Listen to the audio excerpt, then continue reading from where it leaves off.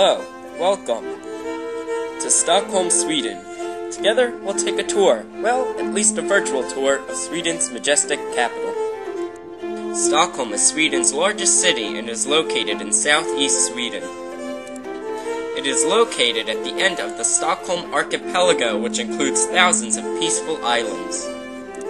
It is also made up of 14 islands, and the most famous are the islands that make up the Gamla Stan. When I traveled to Stockholm, I was captivated by its beauty, and I thought it was one of the most beautiful cities in all of Europe. Stockholm is full of great places to visit, but I'll give you 5 of the most spectacular places to travel to when visiting Stockholm. Number 1, without a doubt, is the Gamla Stan. The Gamla Stan is Stockholm's old town that is teeming with towers, beautiful rooftops, and spires. With many touristy shops and cafes, the Gamla Stan is a combination of 3 of Stockholm's 14 islands.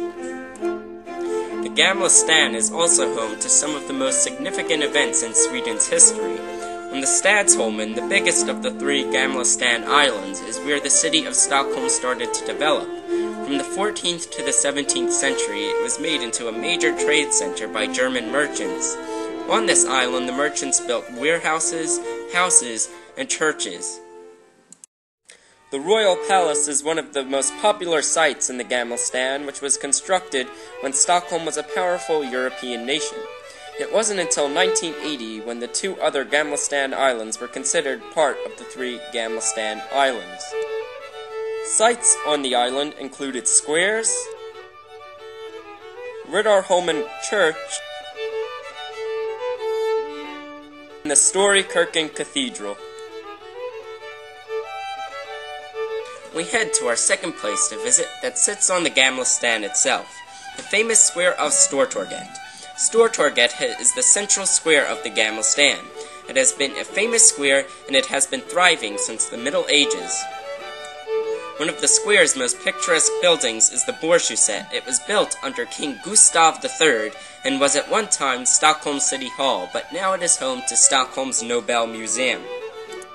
There is also a fountain, or well, in Stortorget called Stortorsbrunnen, which marked the center of Stockholm.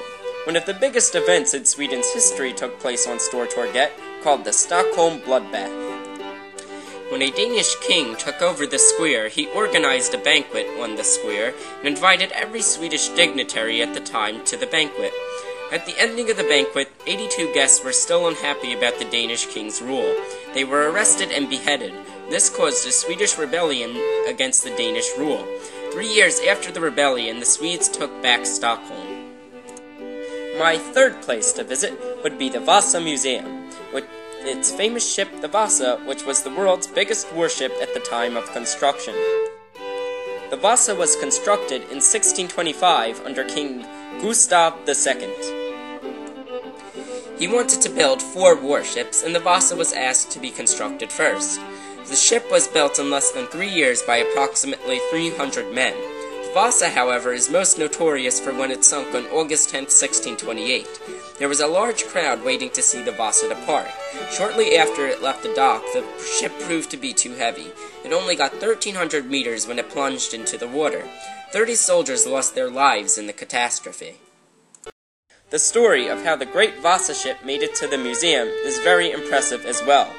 The ship was found in 1956, and after 5 years of work, the ship was back on land. The Vasa ship was then decided to be rebuilt and is now 95% authentic to the time it first set sail. In 1990, the Vasa Museum was done being constructed around the ship and is now home to the ship and all of its history. Fourth on my list of places to visit is Stockholm City Hall, which is also where 3 of the Nobel Peace Prizes are awarded. Stockholm City Hall awards the Nobel Peace Prizes because of the man the award is named after, Alfred Nobel. Alfred Nobel lived in Sweden in the 1800s and was the inventor of dynamite, which made a huge impact in the world at the time. When Alfred Nobel died, the Nobel Prizes were named after him and are now one of the most notorious awards that are given every year. In case you were wondering where the other Nobel Prize is awarded, it is awarded in Oslo's City Hall, since Norway was at one point part of Sweden. My final place on the list to visit is the only one I've mentioned that I haven't personally visited. It is located on the outskirts of Stockholm. This place is Drottningholm Palace. Drottningholm Palace is located in place of another palace that burned down in 1661. Just a year later, in 1662, Drottningholm was set to be built. Drottningholm is built in Baroque style and is inspired by the famous French Palace Versailles. Drottningholm Palace includes a park that was built with Chinese architectural influence. Drottningholm was also used by the Swedish royal family in the 19th century, and today it is the permanent residence of the current King and Queen of Sweden. So that concludes some of the most beautiful places to visit when in Stockholm, and they are all close enough to be viewed in a single day. When traveling to Stockholm, it is helpful to keep these tips in mind. Stockholm, like many other large Scandinavian cities, is expensive, so make sure to be solid with money. Also be careful with credit card payment, because sometimes it is very tricky to pay with a credit card in not only Sweden, but all of Scandinavia. Make sure to read into the country's credit card information before visiting Sweden. Other than that, Stockholm is an easy city to get around and is a peaceful place to visit. This concludes our trip to this Scandinavian gem.